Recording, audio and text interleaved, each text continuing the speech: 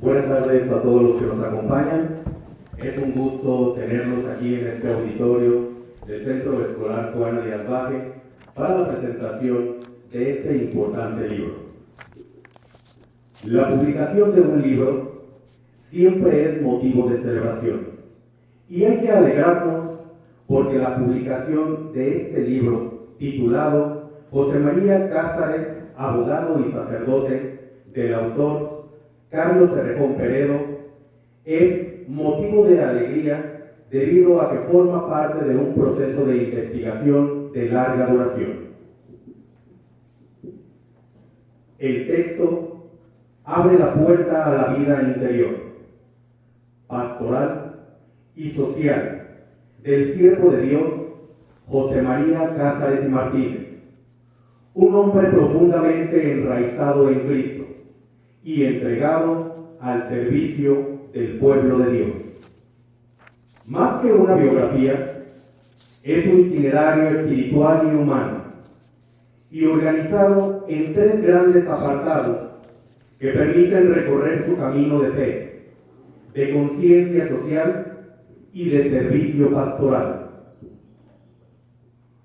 El apartado número 1, titulado Las raíces, su formación humana y espiritual, se presenta o nos introduce en el origen de su corazón creyente, su familia profundamente cristiana, la piedad sencilla que aprendió en su hogar, el papel central de su madre como maestra de fe y su sensibilidad ante el sufrimiento humano desde la infancia. En este apartado se descubre al joven José María, marcado por la oración, el amor a la Eucaristía y la devoción a la Virgen María. Es en esta etapa donde brota la semilla de su profunda compasión y su sentido de justicia. Un segundo apartado, titulado El abogado comprometido con la dignidad humana. La segunda parte de este libro presenta su etapa como abogado, en la que se revela su firmeza ética, pero también su pasión por la verdad. Nos adentra en sus estudios de derecho, los grandes retos sociales de su tiempo. También nos muestra los casos judiciales donde defendió a los inocentes, y su decisión valiente de vivir su profesión como vocación al servicio de la justicia y de los más necesitados. En estos capítulos se manifiesta su profundo sentido de responsabilidad social y su convicción de que la fe debe encarnarse en la realidad. Fue aquí donde dijo su célebre y profética convicción: estudiemos, aprendamos, reformémonos nosotros y después reformaremos al mundo. Un tercer apartado, titulado Sacerdote, Pastor, Formador y Servidor del Pueblo, conduce a la plenitud de su entrega, su vocación sacerdotal y episcopal. Aquí se contempla su discernimiento vocacional, su dedicación como rector del seminario, su celo por la formación del clero, su impulso a la educación y a la catequesis, su amor pastoral hacia el pobre, hacia la mujer, hacia el enfermo y hacia el campesino. Y su vida de oración profunda, especialmente ante el misterio de Cristo, eucarístico y redentor. En este capítulo resuena la expresión que sintetiza su espíritu de servicio. Por el bien de la paz, debemos sacrificarlo todo, porque ella puede devolvernos todo. Su vida sacerdotal fue oblación, fue diálogo y cercanía con el pueblo. Y su legado se prolonga en la congregación que fundó, las Hermanas de los Pobres, siervas del Sagrado Corazón, signo vivo de compasión y de servicio humilde. En conclusión, este libro no es únicamente una memoria, es una llamada a la fidelidad creativa. Invita a beber de las raíces, a formarnos con seriedad, a vivir la pasión evangélica como Él lo hizo. Que leer estas páginas nos ayude a comprender que la santidad se construye en lo cotidiano y en la vida diaria, donde se encuentran la oración profunda, la conciencia social y la entrega generosa a los demás. Que este encuentro con Cáceres nos haga caminar, como Él, con el corazón en Dios y las manos en el pueblo. Sean bienvenidos todos. Y para dar continuidad a esta presentación del libro, presentamos un video del doctor Carlos Herrejón Peredo, autor del libro, quien se ha encargado de escudriñar y adentrarse en la vida del obispo Cáceres. Prestemos atención al siguiente documental, donde el autor nos señala la experiencia en este proceso de investigación.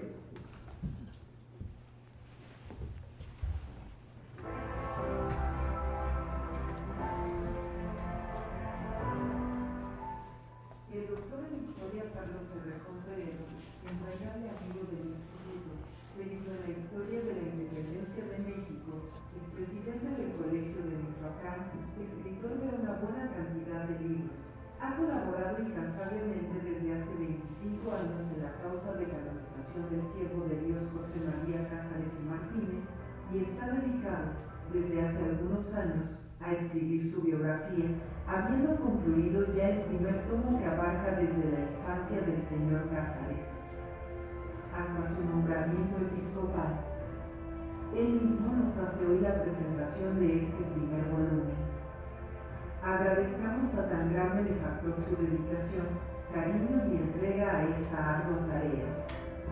Pidamos al Señor lo bendiga y le conserve la salud y roguemos para que le permita culminar esta magna obra, cuyo segundo tomo tiene ya muy adelantado. Es un gusto aprovechar esta ocasión para presentar esta primera parte o primer volumen de la biografía del señor Cáceres.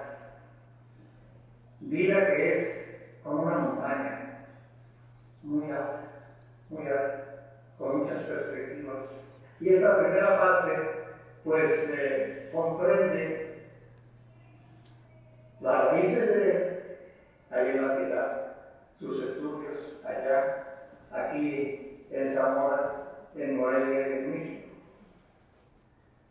Y en una segunda parte viene de este primer volumen, viene su ejercicio profesional como abogado, en defensa de la justicia y el derecho. Y es quizás la parte más novedosa de la biografía del señor Cáceres, porque la obra magna que escribió la madre Ana Teresa Hernández, y que es y sigue siendo la pista principal para introducirnos a la vida de él, sin embargo no tuvo acceso en aquel tiempo a un sinfín de expedientes de los juicios y de las causas en que interviene el señor Cáceres. Pero afortunadamente, gracias a muchos apoyos, varios aquí de la hermana Eugenia y de otros más, pues conseguimos esos expedientes y pudimos armar un perfil, creo yo, bastante completo del abogado José María Cáceres Martínez, que ejerció la abogacía, una partecita en México, pero sobre todo en La Piedad y su región. Esa es la segunda parte de este primer volumen. Y la tercera parte de este volumen es José María Cáceres como sacerdote, como presbítero ya en Morelia, en donde pues fue ordenado sacerdote por el señor José Ignacio Arcide, y donde también llegó el cargo de párroco del Sagrario Metropolitano de Morelia, la parroquia del Sagrario, que era la parroquia de las monjas antiguamente, pero primero fue catedral. Y después lo nombra rector del seminario y hace una gran reforma en el seminario. El señor Casas se adelanta con mucho a la reintroducción de la doctrina de Santo Tomás de Aquino. Y finalmente, el señor Casas como miembro de esa institución que se dedicaba a la alabanza divina, a traer el cielo a la tierra con la alabanza constante, ¿verdad? El coro del Cabildo Catedral, a donde ingresó también. Y estando de rector y de miembro del Cabildo, fue cuando su santidad León XIII lo nombra segundo obispo de San Juan. En las raíces, la vida del señor Casares está asignada por dos grandes misterios y devociones. ¿Sí? La crucifixión, no es el Santo Cristo de la Piedad, el Señor de la Piedad. Es la gran devoción de toda la piedad. Y la otra gran devoción y gran misterio, pues es la Inmaculada Concepción, la Purísima de entonces. Entonces, bajo esos dos signos, nació, creció y se formó el señor Casares en la piedad. Son las marcas más profundas en su estructura familiar, psicológica, intelectual, y que va a conservar durante toda la vida. Bien, en cuanto a la continuación de sus estudios, aquí en Zamora había una sucursal, por así decirlo, un seminario auxiliar del Seminario Estudiantino de Morelia, y aquí se vino a Casares, algo más de 2 años, a completar los estudios que había iniciado en la vida. Y ya con esos estudios se pudo ir a Morelia, al Seminario Estudiantino, para seguir allá los ciclos de filosofía y de teología y de derecho. En aquel tiempo los buenos seminarios tenían 2 carreras: teología para los hijos de sacerdotes y derecho para los que iban a abogados. Y estando en la ciudad fue un modelo para todo abogado católico, cristiano y en general para todo abogado íntegro, honesto. El señor Casares es un gran modelo. Y infinidad de casos que podemos clasificar en 3 grandes grupos. Un grupo fue como litigante, ¿sí? Otro grupo fue como asesor, y otro, aunque no era litigante, fue juez auxiliar, por así decir, encargado del Ministerio Público, que no había entonces. Le llamaban el juez auxiliar de alguna manera. Y tiene así muchas de las causas en que él se ve claramente como defiende las causas de todos, pero particularmente de los pobres, a los que casi no cobran. Sin embargo, todos acudían a él porque sabían muy bien el derecho, no se le dijo a uno. Y bueno, hay muchas cosas muy interesantes como Casares, como abogado. Y es que sucede que el señor Casares siguió con una vida muy piadosa, casi como un seminarista de vocaciones. Pero eso no significa que no se dedicara a otras cosas. Una de las cosas a que se dedicó fue a montar a caballo, porque tenía muy buenos amigos que eran jinetes. Entonces, con ellos se iba a recorrer todos los alrededores de la ciudad. Y acudía también a las fiestas y demás, y le decían: pues mira, bonita, puede ser tu novia o tal otra. Y casi le decían: tal vez.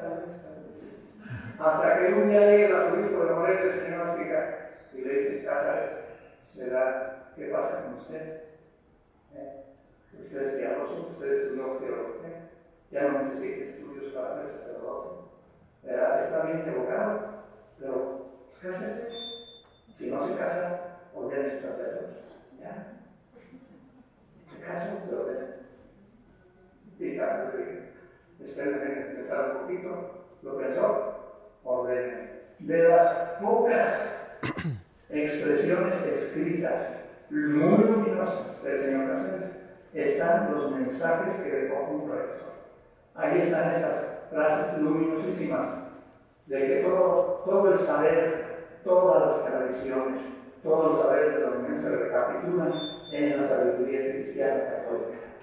Es hermoso, esa recapitulación que corresponde a lo que dice San Pablo en sus cartas, la recapitulación de todo en Cristo. Aquí la recapitulación de todas las tradiciones y los saberes en Cristo. Y luego también aquello de Dios en todas las cosas. Dios en todas las cosas. ¿Sí? Los seminarios como faros de luz para la humanidad. Y esos mensajes del señor Cáceres como rector deben ser guía y orden para el instituto educativo, que cuando el señor Cáceres mediante la ceremonia de los pobres son, y para los seminarios luego siguen siendo básicos. Y finalmente en la catedral pues siempre acompañamos esa alabanza divina que decía el oficio del camino era lo más alto, porque lo que nunca va a acabarse, como saben ustedes, es la alabanza divina. ¿Sí? Y la alabanza divina de los conventos, por ejemplo, de vida contemplativa, y la alabanza divina siempre que se reza la liturgia de las horas, eso es un adelanto del cielo. ¿Sí? Y entonces es muy importante para la fe cristiana que se mantenga un lugar de alabanza divina completa, y esa alabanza de edades. Y el Señor Cáceres así lo entendió, y por eso yo lo de obispo tuve ese grandioso proyecto que fue la catedral en concurso y acaba de Santa Bárbara Romana.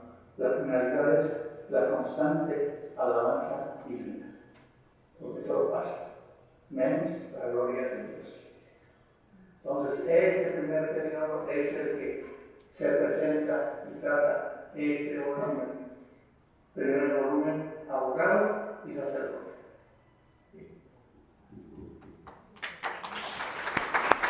Agradecemos el mensaje y la introducción del doctor Carlos Herrejón Peredo para el libro José María Cáceres y Martínez, abogado y sacerdote. Para presentar esta obra tenemos la presencia de dos personalidades fundamentales. Uno de ellos es el doctor Leopoldo López. Es licenciado en Derecho por la Facultad de Derecho y Ciencias Sociales de la Universidad Michoacana de San Nicolás de Hidalgo. Cuenta con una especialidad en Derecho Procesal y una maestría en Derecho por la Facultad de Derecho y Ciencias Sociales de la Universidad Michoacana de San Nicolás de Hidalgo. Posee una maestría en Ciencias Humanas con especialidad en Estudios de las Tradiciones en el Centro de Estudios de las Tradiciones del Colegio de Michoacán. Es doctor en Ciencias Humanas en el área de Estudios de las Tradiciones por el Colegio de Michoacán. Actualmente es profesor investigador de tiempo completo en el Centro de Estudios de las Tradiciones del Colegio de Michoacán. Además, es miembro del Sistema Nacional de Investigadores y fue coordinador académico del Centro de Estudios de las Tradiciones. Es miembro del Consejo Editorial del Colegio de Michoacán y realizó investigación postdoctoral en México, España y Alemania. Entre sus principales publicaciones se cuenta con el libro titulado De la Constitución Tradicional al Estado de Derecho, publicado bajo el sello editorial del Colegio de Michoacán. De igual manera, el libro Antonio Florentino Mercado, Un juez en tiempos de transición, publicado bajo el sello editorial de la Suprema Corte de Justicia de la Nación. Brindémosle un fuerte aplauso al doctor Leopoldo López.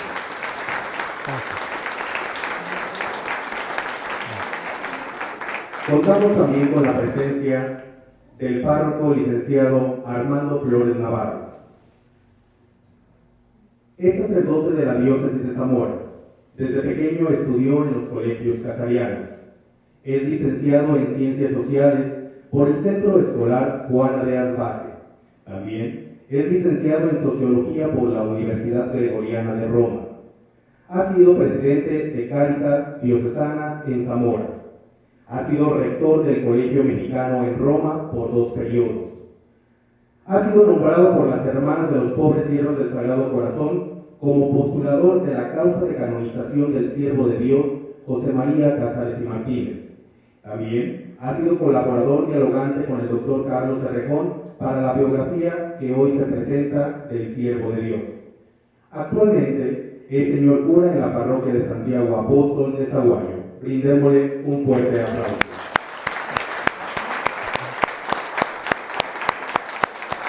Sin más preámbulo, cedemos el uso de la voz a los presentadores para que nos hablen sobre el libro José María Cázares y Martínez, abogado y sacerdote.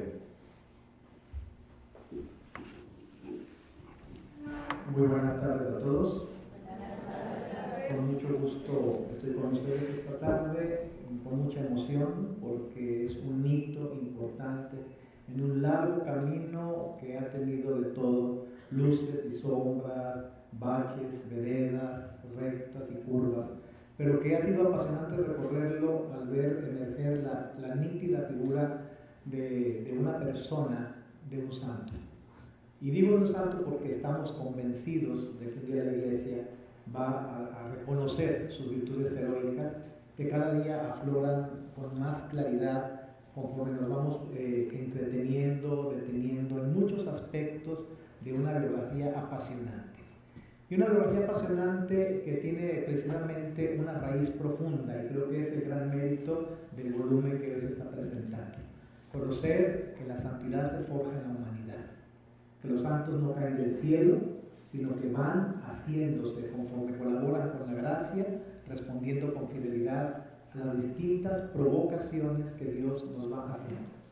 De manera que mi intervención será una intervención más pastoral, más motivadora, más, podríamos decir, una invitación a la lectura, más que una presentación académica, una invitación a la lectura. ¿Por qué? Porque este libro hay que leerlo, y hay que leerlo despacio, y hay que disfrutarlo, y hay que interpretarlo, porque tiene muchísimas enseñanzas para nuestros días.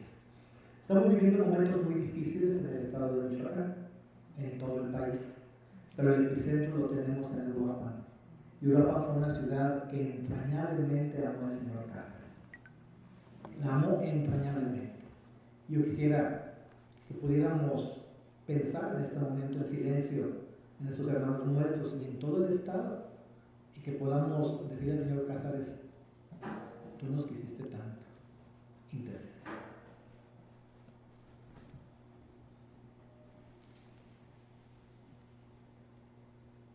Bien, voy a poner el cronómetro porque ya andamos cortos de tiempo, porque ya se me fue la mirada.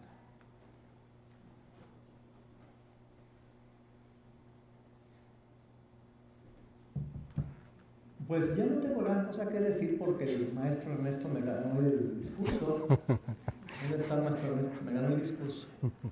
Y también el doctor Rejón ya lo presentó, entonces las preguntas me gustan.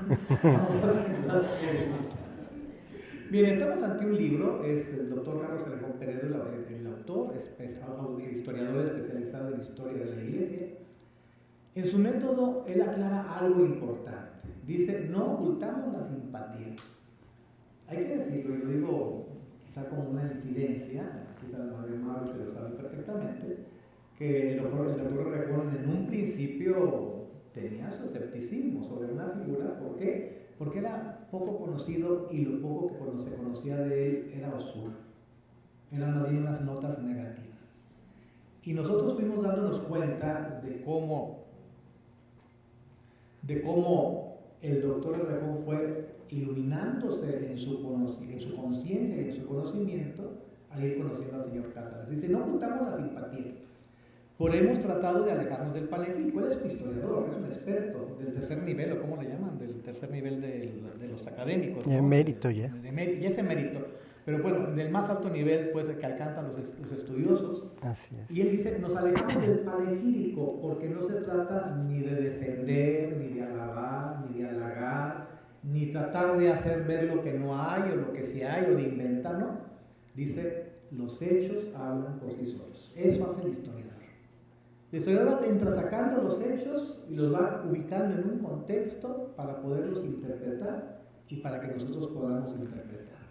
Entonces nos entrega el doctor Rejón una biografía crítica e histórica. Es un texto científico, no es una novela, no es una hagiografía, la historia de los santos, Es un texto científico, histórico, es una biografía y es crítico.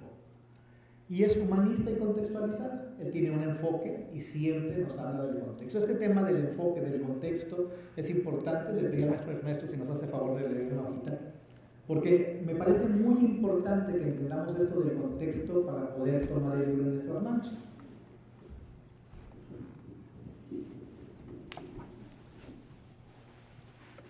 El contexto, la llave para entender la historia. ¿Por qué el contexto importa? Imagina que alguien te cuenta que un personaje histórico hizo algo que te parece completamente loco o injusto. Antes de juzgarlo, necesitas entender dónde y cuándo vivió, qué creencias tenía la gente en su tiempo, qué problemas se enfrentaban, qué opciones realmente tenían disponibles. Eso es el contexto, y es absolutamente fundamental para comprender la historia. Sin contexto, la historia se convierte en una colección de anécdotas desconectadas y muchas veces injustas. Con contexto, comienza a tener sentido. ¿Qué incluye el contexto? El contexto engloba varios elementos importantes. El tiempo histórico, es decir, las ideas, creencias y valores que predominan en una época. Lo que era normal en 1500 no era normal en 1900, y ambos periodos son completamente diferentes al siglo XXI. El contexto también incluye el lugar geográfico, es decir, las características del territorio donde vivían las personas, los recursos disponibles, el clima, y cómo todo eso influyó en la forma de vivir y de pensar de la gente. El contexto también abarca las circunstancias políticas y sociales, es decir, las guerras, los gobiernos, las leyes, las divisiones entre ricos y pobres y todo lo que sucedía en la sociedad en ese momento. De igual manera, también abarca las creencias religiosas y culturales, las religiones, las costumbres, la tradición y la forma de entender el mundo que compartía la comunidad. El contexto también incluye los conocimientos disponibles. ¿Qué sabía la gente en ese tiempo? Piensa en cómo se vivía sin electricidad, sin la medicina moderna, sin el internet. Un ejemplo práctico. Supongamos que un rey medieval ordenó la ejecución de alguien. Antes de condenar completamente al rey, necesitamos preguntar: ¿cuál era el sistema de justicia de la época? ¿Qué delitos se castigaban con la muerte? ¿Existían otras opciones? ¿Cómo entendían la justicia y el poder en ese tiempo?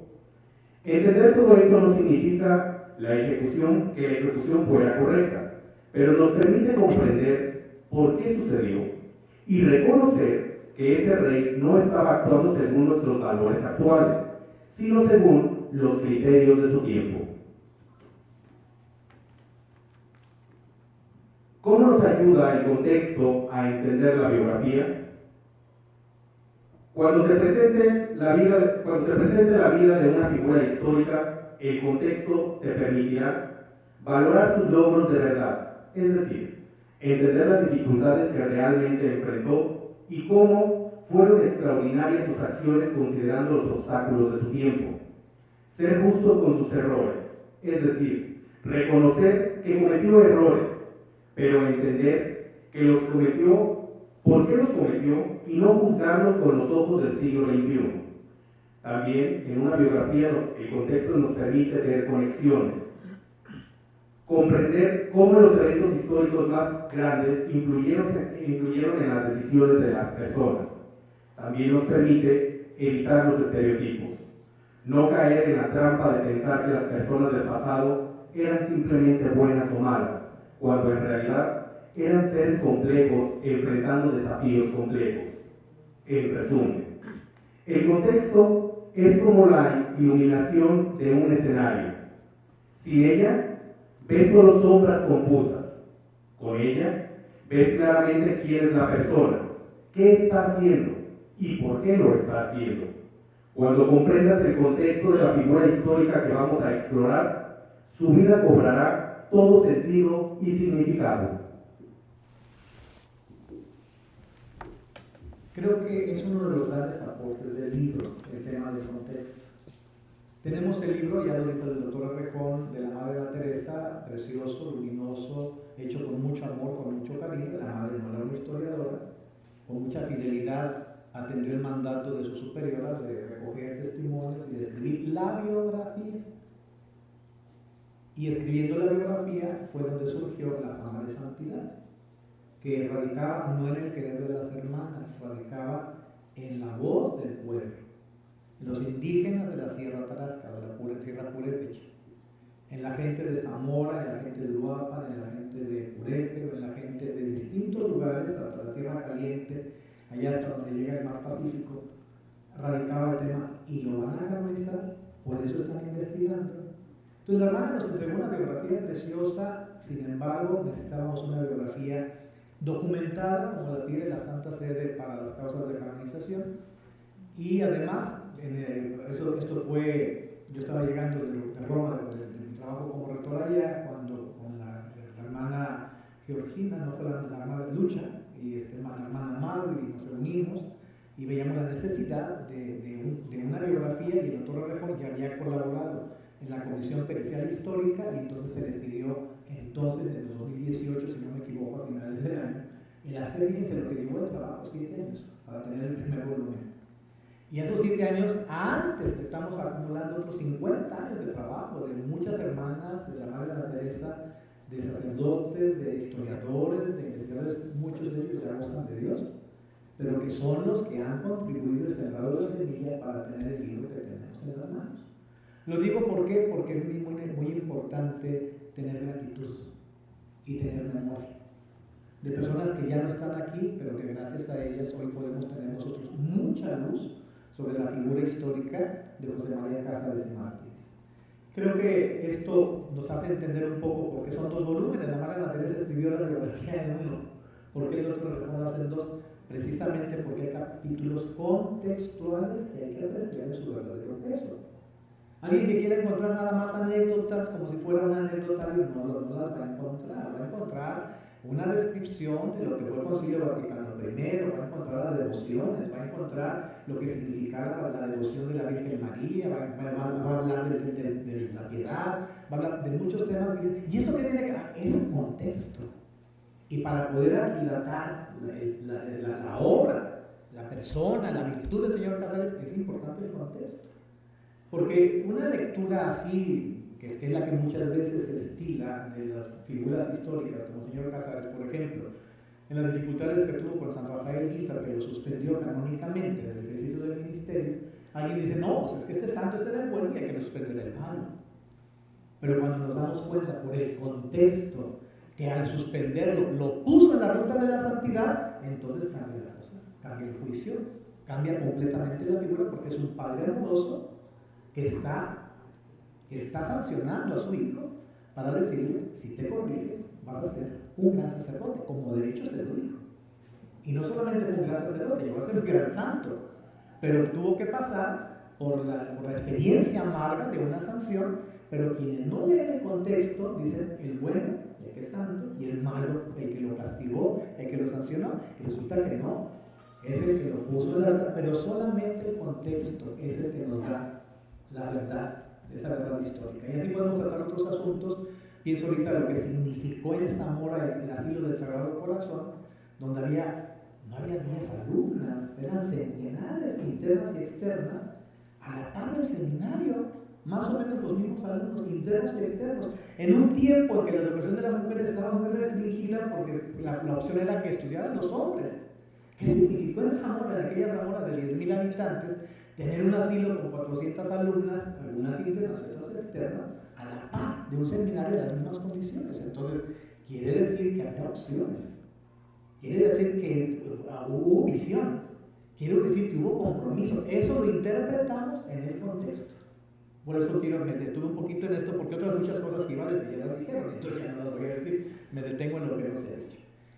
Bien, las fuentes primarias, ya señalé procesos judiciales del abogado Cázares, ya lo aludió el mismo doctor Rejón, las memorias rectorales del seminario de Morelia, los textos litúrgicos, las actas del Cabildo Catedral de Morelia. En el tema del episcopado vamos a hablar de las actas del Cabildo de Zamora, en el segundo volumen. las cartas pastorales del arzobispo José Ignacio Arciga y de Chávez, la biografía de la Madre Ana Teresa, que ya dijimos es una luz señera que nos permite ir caminando y seguir el hilo, testimonios orales de contemporáneos que la misma Madre Ana Teresa recogió y que tenemos una hermosa colección de más de 200 testimonios, de entre los cuales surgen muchos elementos luminosos, los documentos del Concilio Vaticano I, que van a darle, vamos a decir, a la vida de la Iglesia un aire de renovación muy importante, y que si bien no se concluyó y nada más se detuvieron dos documentos muy importantes, dos definiciones, hubo documentos que ahí se estudiaron, que no llegaron a definiciones, pero que al señor Cázares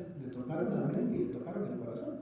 Por ejemplo, conoció a Daniel Comboni, y una de sus cartas pastorales es sobre las misiones. ¿Sí? León XIII habla sobre las misiones en África, y entonces él conoció en el Vaticano a Daniel Comboni, y entonces cuando el Papa habla de las misiones en África, ahora sí, estaban pidiendo una colecta, como decimos ahora, cachó la bola, y esa la lanza a su diócesis con una carta pastoral. ¿Por qué las hermanas están en el chat? Pues por eso. Porque puede decir, ¿y qué hacen en el chat si aquí hay tanta necesidad? Pues porque su fundador fue un obispo, ¿verdad?, que desde el Vaticano I acogió entrañablemente ese movimiento misionero de la Iglesia, y que ahora lo lanza, y que tiene las hermanas continuando esa obra maravillosa, que con una carta pastoral fue una semilla fecunda que hoy está dando abundante fruto. Y correspondencia personal del señor Cázares, que es limitada, porque el señor Cázares, si leemos sus cartas, son breves, sintéticas, precisas, lacónicas. No dice una palabra más de lo que tiene que decir. Hay que hacer hasta un esfuerzo para tratar de contextualizar. Yo ahorita estoy dándole vueltas al tema de que el padre Plancarte le pidió que fuera protector de sus obras. Y entonces el señor Cázares le contesta una cartita donde dice, protector no por esto y por esto. Y entonces si uno lee superficialmente la carta, pues no quiso. Pero hay que entender en la Iglesia lo que era el obispo protector. ¿Qué era un cardenal protector? ¿Qué era un obispo protector? Era el obispo diocesano. Si no entendemos eso, entonces no vamos a entender por qué el señor Cázares le respondió al señor Plancarte que no podía aceptar la protección de sus obras. Ya cuando esté el libro del obispo lo vamos a entender, porque nada más anticipo, como dicen ahora, cuando las películas no es un spoiler, nada más es así como para que se preocupen.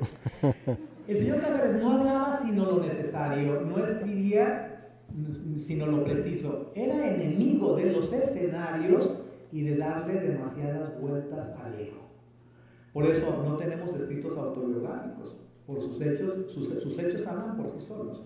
O sea, no tenemos un diario, el señor Plancarte no llevaba un diario, no tomaba notas, no lo dejó, el señor Cázares, ¿dije Plancarte? Es que él sí dejó diario. El señor Cázares no dejó un diario, no nos dejó notas autobiográficas, de sí mismo hablaba muy poco, y lo que decía de sí mismo lo decía muy poco. Entonces por eso no tenemos nosotros más que lo necesario, los escritos precisos que dejó. No le gustaban los escenarios, las relevancias, no le gustaba darle vueltas al ego. Esto lo podemos entender después un poco en el tema de la educación, como va a salir enseguida, lo adelanto, porque él va a venir de un proceso educativo en el seminario de Morelia que se centraba mucho en la virtud. Y aquí vengo con una nota de actualización, porque creo que también la biografía tiene que iluminar los momentos que vivimos ahora.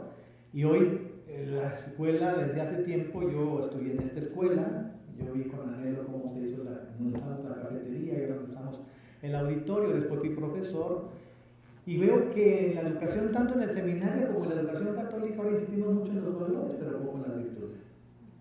El señor Cázares se educó en la virtud, no en los valores. Y eso es muy importante para entender estar en el justo medio de todo lo que hace. No tomar banderas, no tomar partidos, no polarizarse. Ahora que vivimos un mundo tan ideologizado, izquierdas, derechas, si oímos el discurso de la señora presidenta, dice son los de la derecha, y otros dicen son los chairos, y todo polarizado. El señor Cázares, sin tomar partido, buscaba el camino donde tomaba lo mejor de acá y lo mejor de acá para dar una respuesta y poder seguir caminando. No es, si me están siguiendo acá, ¿los quitaron? Bien. El énfasis metodológico del libro no es un panegírico. El doctor Errejón enfatiza el rigor crítico histórico. Integra los contextos, nuevamente lo que hablaba de la contextualización, civil, político, religioso y educativo, y los va entrelazando. El tema civil, el tema político, el tema religioso, el tema educativo de la época los va entrelazando. Más allá que datos biográficos, el doctor Errejón nos entrega la mentalidad y los ideales. Es una teología encarnada, es una teología de verdades de fe encarnadas. Su fe se expresa concretamente en su amor por la justicia, en la práctica de las virtudes, como ya lo he señalado, y en su educación puesta al servicio de los demás. El lema de CEJA, ¿cuál es? Enseña para aprender. La educación, no, aprende para enseñar. Y la educación puesta al servicio de los demás. Del señor Cáceres. Eso es del señor Cáceres. Es todo lo que aprendemos es para servir. Que no es otra cosa que el Evangelio. Lo que hemos leído en la liturgia estos días últimos en los textos de Lucas es: los bienes son para hacer el bien, no para beneficiarte, para hacer el bien. Entonces, tienes el bien de la educación, es para que hagas el bien. Aprendiste, enseña. Es el lema de nuestro colegio, es el lema de la obra casariana, de alguna manera. Y tenemos que entender de dónde viene la fuente, la raíz, es el señor Cáceres. Y además, bueno, es un libro que es la primera parte de una historia que esperamos tenga su conclusión en la segunda parte. El segundo volumen, vamos muy aventajado. Ayer me escribió el doctor Errejón para preguntarme sobre información sobre un periodo, el último, el del Calvario, los últimos 10 años de su vida, que ya está comenzando a escribir, y me estaba haciendo algunas interrogaciones, y porque ya estamos en ello, y yo estoy muy contento que ya estemos en ello, porque estamos muy detenidos en algunos hitos que no nos sacan de ahí, pero ya estamos caminando hacia el final. ¿Para qué? Para entrar al otro camino de corrección, al otro camino de revisión y de precisión de fuentes y todo, para llegar a la edición. A lo mejor para dentro de un año estaríamos presentando el segundo volumen, si Dios nos da vida, y sobre todo al doctor Errejón también, que ya es una persona mayor, le dé mucha lucidez y mucho amor para esta obra, como lo tiene, y a la madre Pablo también, que es la figura señera en este momento de todo este trabajo. Bueno, ya se dijo esto, que las partes del libro, las raíces, la abogacía y el sacerdocio. De las raíces el doctor Errejón ya nos dijo muchas cosas. Yo, para no usar el tiempo y aprovechar más bien la presencia del doctor Leopoldo, le cedo la palabra para que nos hable de la etapa de la abogacía. Yo después hablo del sacerdote. Muchas gracias, Pablo. Nos va a servir mucho lo que nos acaba de comentar el padre para lo que yo quiero comunicar. Pero primero quiero dar gracias. Quiero dar gracias porque para mí siempre es un gusto y un honor estar con ustedes. Estaba viendo las imágenes ahorita que se presentaron y pude poner en perspectiva desde cuando yo conocí a Cáceres, primero a través de su tratado, y lo conocí gracias al doctor Carlos Errejón, pero también al doctor Alberto Carrillo, que también apareció ahí. Mis dos grandes maestros ahí estaban, y me pone a pensar lo que ya decía hace un momento el padre. Esta obra es resultado no nada más de un trabajo muy arduo y pesado que se echó a cuestas el doctor Errejón, que yo soy testigo de ello. Es resultado de todo lo anterior, como nos decía, de décadas de trabajo, de reunir la información, de ir seleccionando. Está principalmente la madre Maru, su equipo, que es incansable, que tiene un tesón y tienen un olfato para los documentos, y que son verdaderamente disciplinadas en su trabajo. Yo Cualquier centro de investigación histórica estaría feliz teniendo un equipo de estas características, pero además están personas como el padre y obviamente las autoridades del instituto que han estado respaldando todas estas actividades, que podríamos decir que el objetivo es uno, el proceso de canonización, pero no, realmente ha servido para que muchos conozcamos a la persona de Cázares, y lo digo porque así me pasó a mí, así le pasó a don Carlos, así le pasó a el padre Carrillo. Es muy difícil trabajar académicamente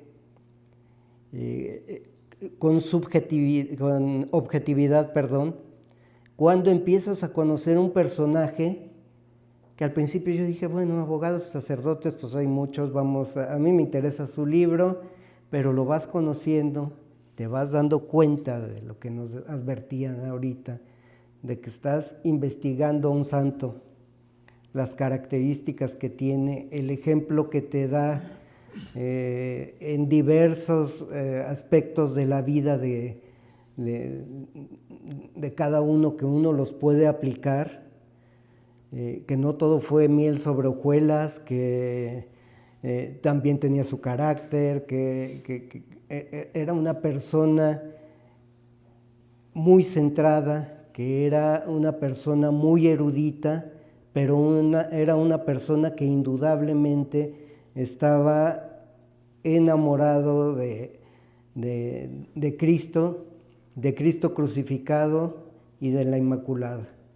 De eso no podemos tener duda, y eso se refleja en su espíritu de servicio. Entonces, cuando tienes que hacer un trabajo histórico, académico, lo que menos quieres es que suene a un panegírico, que le estás echando porras a un sacerdote, porque más de uno te va a criticar. Sobran en ese ámbito. Hablar bien de un sacerdote se ve muy bien si uno está atacando, pero sacar virtudes, sacar cosas buenas, no es tanto. Entonces, guardar esta distancia con alguien que empiezas a conocer, que mentalmente empiezas a tratar y que empiezas a sentir una cercanía, es difícil. Y lo digo en este caso por lo que hizo don Carlos Errejón con este primer volumen. Sin duda, uno de los historiadores más reconocidos en México y en el extranjero es él. Pero si en algo se ha destacado es en el género biográfico. En el género biográfico es donde más ha sido reconocido, donde más premios ha recibido. Obviamente, la mayoría de sus biografías más conocidas también son sacerdotes, pero son sacerdotes que estuvieron cercanos al movimiento insurgente. Pero a mí me llegó a decir, a mí esto es lo que me gusta, a mí esto es lo que me apasiona. Y este trabajo no tengo claro cuándo acepta el doctor Errejón hacer este trabajo, pero sí tiene unos 7 años, 8 años, que había una hora en el colegio en el que nos veíamos, estaba trabajando la etapa de abogado y me empezaba a preguntar sobre una obra de derecho, sobre algún código, sobre la literatura jurídica, algún autor que le llamaba la atención, cómo se dividían los jueces, cuál era la jurisdicción, o sea, qué podía hacer cada uno de los jueces y qué no podía hacer cada uno de los jueces. Era un tema y sigue siendo un tema que le roba toda la atención. Está pensando en Cázares todos los días está pensando. ¿Por qué? Porque yo hace rato les comentaba, cuando él hace una biografía, un libro, pero especialmente una biografía, hagan de cuenta que es esto y lo va abordando. Y no pone una puntada al azar. Todo va encaminado a algo. Todo lo pone porque lleva a un camino y porque va a desembocar en algo que es importante, porque tampoco, como bien nos decía el padre, va a ser un recuento de anécdotas. No le interesa hacer un recuento, un anecdotario, no es una apología, le interesa dar la biografía para que conozcamos quién fue José María Cázares. Nunca vamos a conocerlo como si lo hubiéramos tratado, pero a través de este libro que se está publicando, sí nos podemos acercar mucho. Y podemos verlo desde el inicio, que no me voy a tardar mucho en ello, voy a brincar a la parte del abogado, pero sí podemos verlo desde el principio. Empieza hablando del contexto, en este caso del contexto geográfico. Y uno dirá, ¿qué es estilo? ¿Qué es para que los lectores que no sean mexicanos sepan dónde nació? Dónde? No. Es el contexto.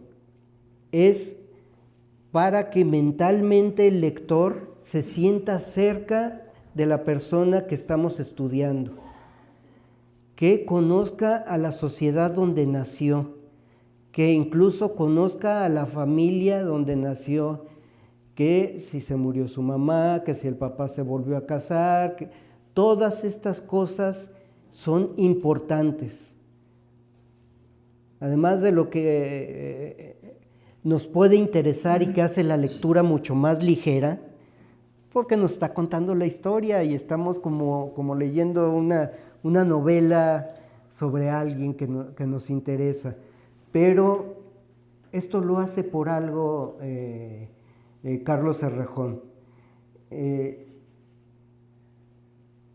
medio ambiente y el medio social donde nace y crece un niño, indudablemente va a tener un efecto en su juventud y en su etapa adulta. Va a definir gran parte de su vida, si no es que toda su vida. Entonces, por eso él comienza desde explicarnos cómo es la piedad. La piedad es una sociedad que es realmente católica, que se identifica bajo ciertos símbolos religiosos. Estamos con el Cristo de la Piedad, con la Inmaculada y su propia familia que no está lejos de la iglesia, que siempre está cerca. Entonces, la flor de la santidad siempre puede germinar más fácilmente cuando la tierra es fértil. Claro, Dios puede hacer que la santidad surja donde Él quiera, pero si es alguien que surgió, que nació y que vivió conviviendo con gente piadosa, nos va a responder muchas de las partes que siguen en el libro. Nos resuelve, ustedes que conocen muy bien la historia de Cázares y que lo trataremos más adelante, por qué él y la gente de la Piedad tenía cierta admiración por Iturbide. ¿Por qué? Pues porque Iturbide en algún momento defendió a estas personas precisamente contra los insurgentes. Entonces eso lo podemos ver reflejado ya en su discurso donde no trata muy bien del 15 de septiembre, no habla muy bien de los insurgentes, apenas los trata, pero sí ensalza a Iturbide. Entonces, esta parte con la que inicia la biografía nos da el contexto, tan importante como nos acaba de explicar muy bien el padre. No es para llenar páginas, es por algo. Todos sabemos más o menos, no me voy a entretener mucho, en la formación de José María Cázares. Sabemos cómo empieza algunas primeras letras en La Piedad. Ahorita escuchamos a don Carlos diciendo que se va al seminario de Zamora, que era parte del seminario tridentino de Morelia, donde casi termina sus estudios. Se va a suspender su formación por Epitacio Huerta y la toma que hace del seminario. Es algo que sucedió reiteradamente, como alguna vez aquí ya lo platicamos. Pero ¿qué hace este exseminarista que ya con lo que había estudiado ya podía optar por el sacerdocio? Se decide por la jurisprudencia. Entonces viaja a la Ciudad de México, y es otra de las cuestiones muy importantes de la biografía. Siempre estaba la duda de que es que no encontramos algún documento que nos diga que se inscribió, que pagó, que realmente estuvo en algunas escuelas o que no estuvo. Aquí ya nos muestran que efectivamente realiza su examen de abogado y posteriormente, como era para todos los abogados de la época, tenían que acudir al Supremo Tribunal de Justicia para que ahí mismo también los examinaran. O sea, era un doble examen para que se les diera la posibilidad de ser abogado. En este momento, les aclaro, no es lo mismo como ahora decir voy con el licenciado, voy con el abogado, que es lo mismo. En aquel tiempo no. En aquel tiempo el abogado es el que tiene la licencia para litigar o incluso para estar en los tribunales. Pero otra cosa, esto podía ser un bachiller. Otra cosa era la licenciatura y otra cosa era el doctorado, que también lo va a obtener en la Ciudad de México, el doctorado en cánones, que también algunos autores ponían en duda si se había doctorado en cánones o no se había doctorado en cánones. Todo esto ha quedado resuelto, ya está la evidencia. Por eso es muy cierto lo que nos dice ahorita el padre. Esto es un trabajo académico, es un trabajo científico, porque todo lo que se dice aquí se comprueba. En las humanidades y en las ciencias sociales no podemos hacer experimentos para comprobar, pero en historia acudimos a las fuentes históricas.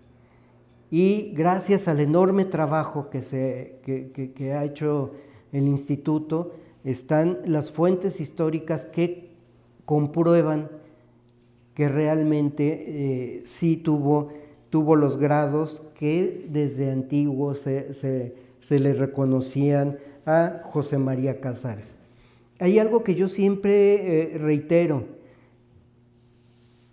Es muy difícil, o hasta la fecha, ser único abogado que yo conozco que no se queda en una capital teniendo un doctorado.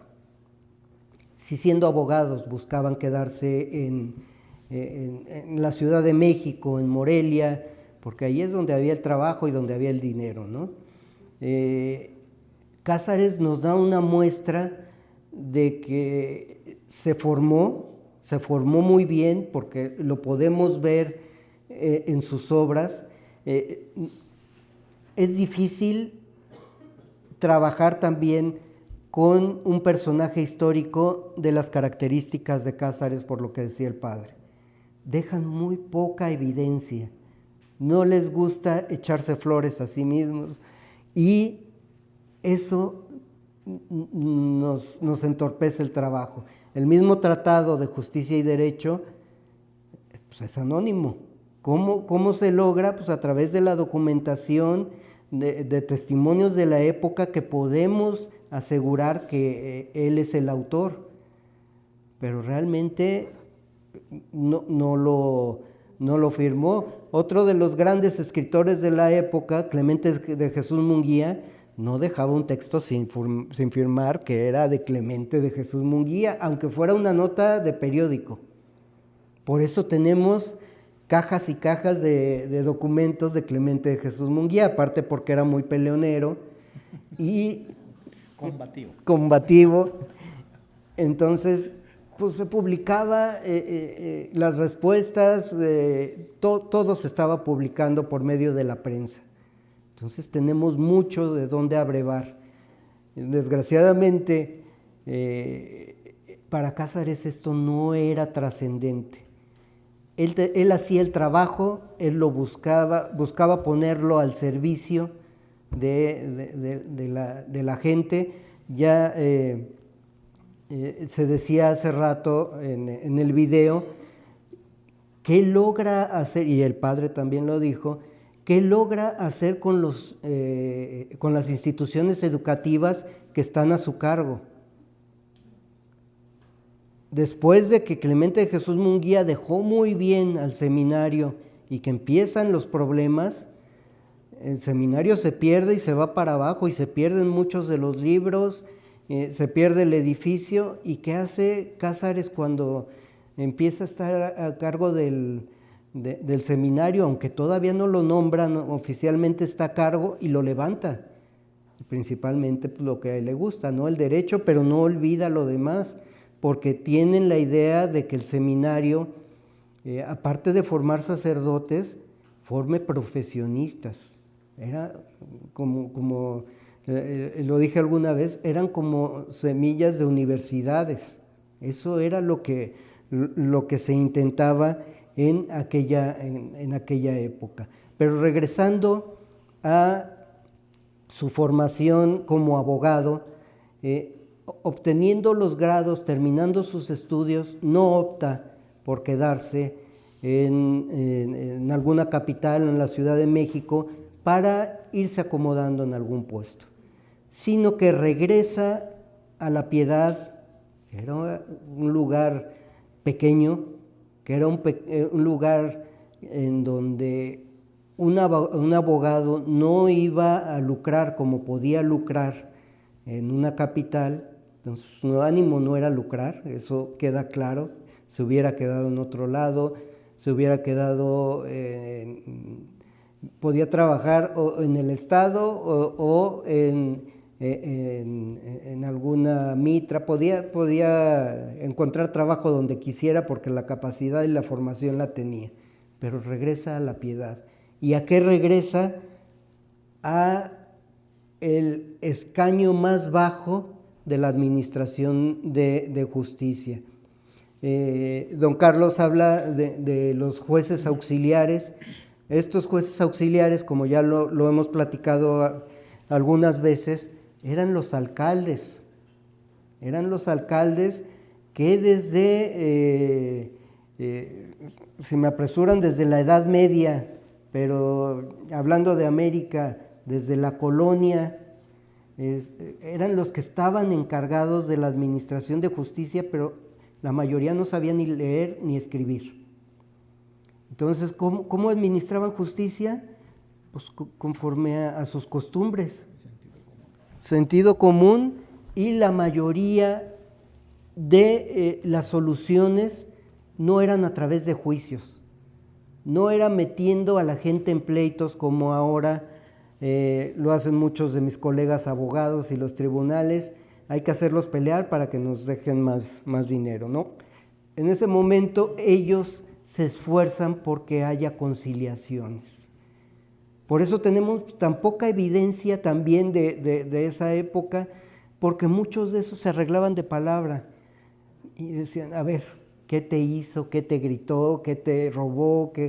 Y llegaban ahí a algún acuerdo y tan amigos como siempre. Entonces se evitaban los problemas sociales que actualmente se arrastran, sobre todo después de un juicio en que dejan en la pobreza a las familias, se pelean por generaciones, se separan las familias.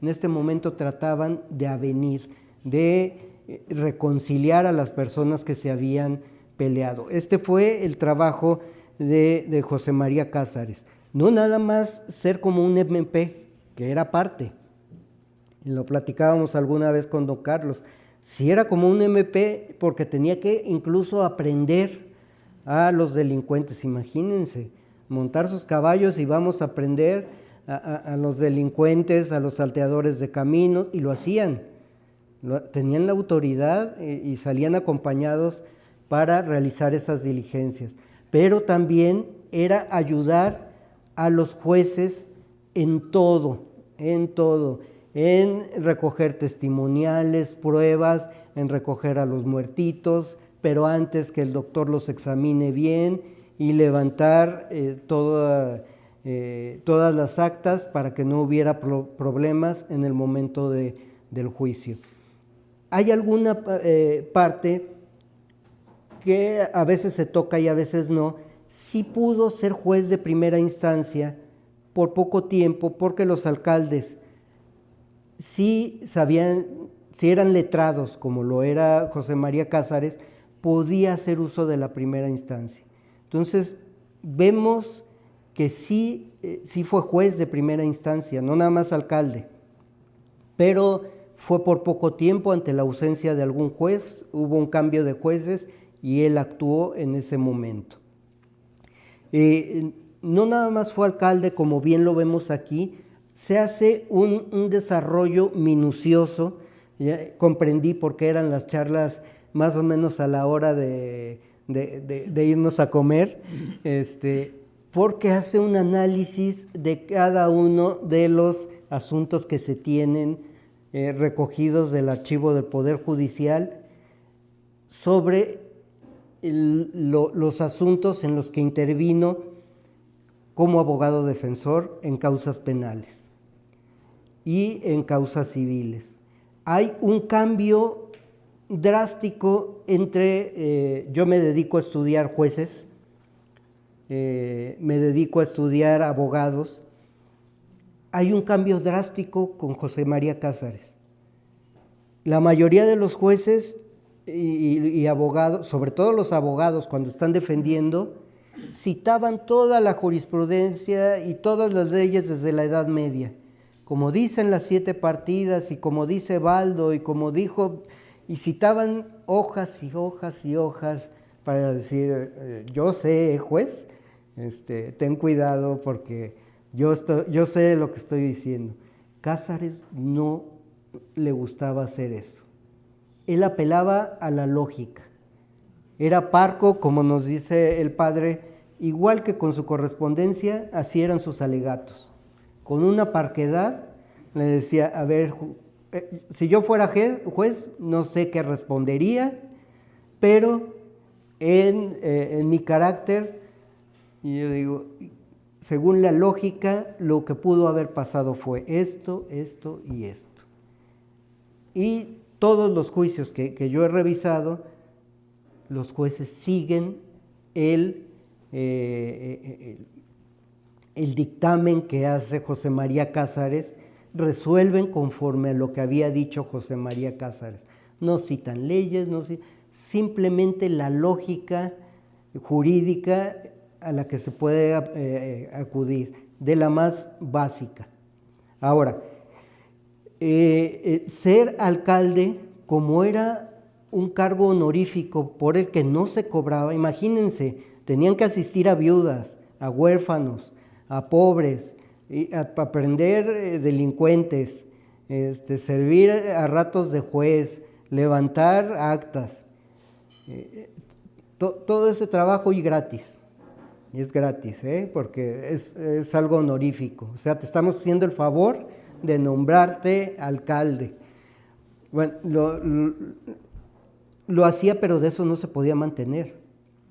Entonces, también se dedicó a causas civiles, que trabajaba de forma muy similar a cuando era abogado defensor en las causas criminales, pero además actuaba, y esto nos lo explica muy bien el libro, que a veces son cosas que no se entienden, que no se han tratado, cómo él trabajó para la Sociedad de la Piedad, orientándolos.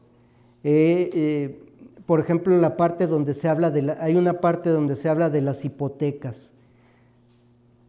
Ayuda a la gente a que se reconozcan las hipotecas, a que se reconozca que existen deudas, para que el pleito no crezca, porque la gente sí reconocía la deuda y decía, bueno, pero yo voy a pagar, como se estilaba en la época, voy a pagar en 20 años, voy a pagar en 20 años con un interés del 6% anual, pero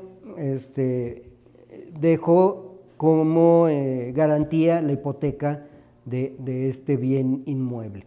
Todo esto nos lo desarrolla Carlos Errejón, tratando cada uno de los expedientes que se tratan aquí. Ok. Voy terminando. Voy a hablar muy rápidamente sobre el discurso del 15 de septiembre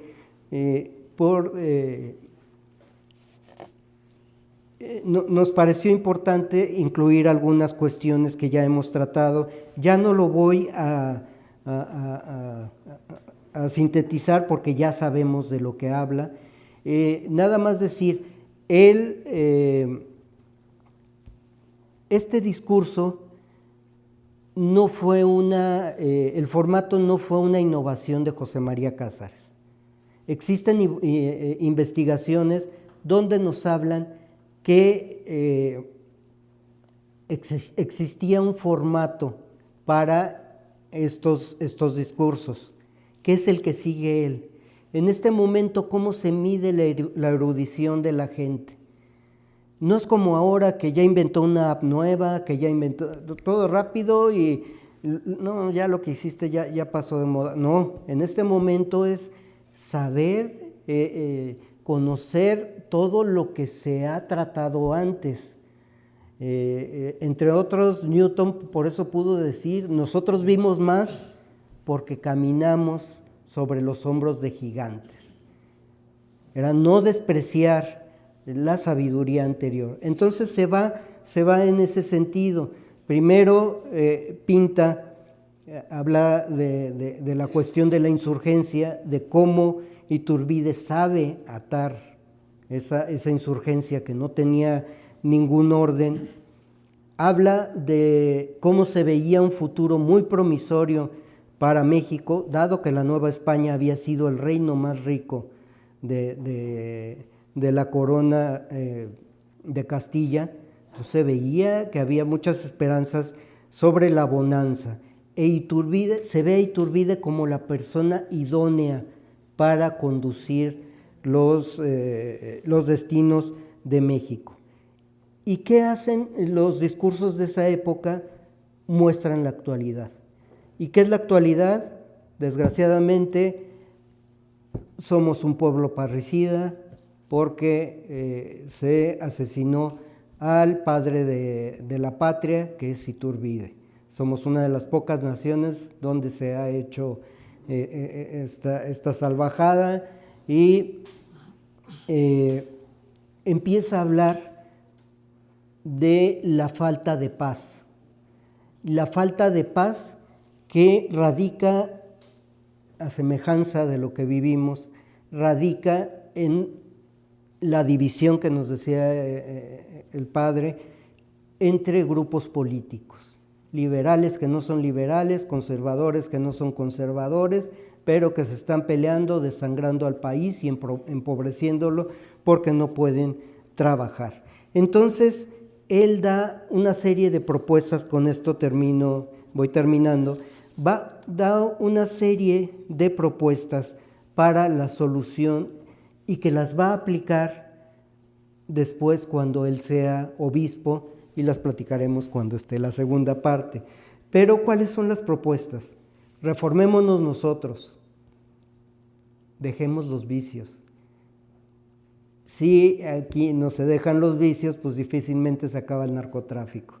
Entonces, dejemos los vicios, y él logró que bajara los índices de alcoholismo. Otro, afianzar todos los derechos y poner en armonía todas las cosas. La armonía en ese momento se entiende como el orden creado por Dios. Toda ruptura del orden creado por Dios es la injusticia. Entonces, vemos su deseo de justicia, de que todo sea como Dios quiere que vivamos. Por eso esto lo vemos en las 7 partidas, lo vemos en el Quijote, lo vemos en toda nuestra tradición cristiana, cómo se repite, se reitera la necesidad de la justicia. Algo muy importante, obediencia a la autoridad establecida. No puedo extenderme en eso, pero aquí nos habla, esto es de acuerdo a algunas epístolas paulinas, pero también está el Concilio de Constanza y otros antecedentes, donde se nos pide que obedezcamos a la autoridad constituida siempre que sea legítima. En el momento que deje de ser legítima, se convierte en un tirano, y ahí sí podemos desobedecer, pero sin violencia como lo declaró la Iglesia en Constanza. Algo muy importante, estudiemos, aprendamos. Ese fue la síntesis de su gran proyecto episcopal. El padre ahorita lo decía, ese fue el gran proyecto que pudo llevar a cabo, que lo vio y que ahorita lo podemos todavía ser testigos de ese fruto. Y lo más trascendental, sentémonos a la sombra de la paz. Esta es la gran solución, porque sin la paz, lo dijo en aquella época y nos lo repetiría actualmente, sin la paz todo lo anterior no rendirá ningún fruto. Tenemos que trabajar todos y cada uno por la paz, buscar desde nuestra trinchera la paz. Él lo encontró a través de estas soluciones, pero cada uno de nosotros podemos llevar la paz en el lugar donde nos desarrollemos. Entonces creo que esas son las propuestas de solución en las que podemos sintetizar este discurso del 15 de septiembre, donde termina dando gracias porque lo escuchan y escuchan, dice que les da gracias porque escuchan su verdad. La gente escuchó lo que él cree. No fue una oda a la independencia, sino lo que él cree que necesitamos. Aquí paro para que continúe el padre. Gracias, qué interesante lo que nos ha compartido el doctor Leopoldo.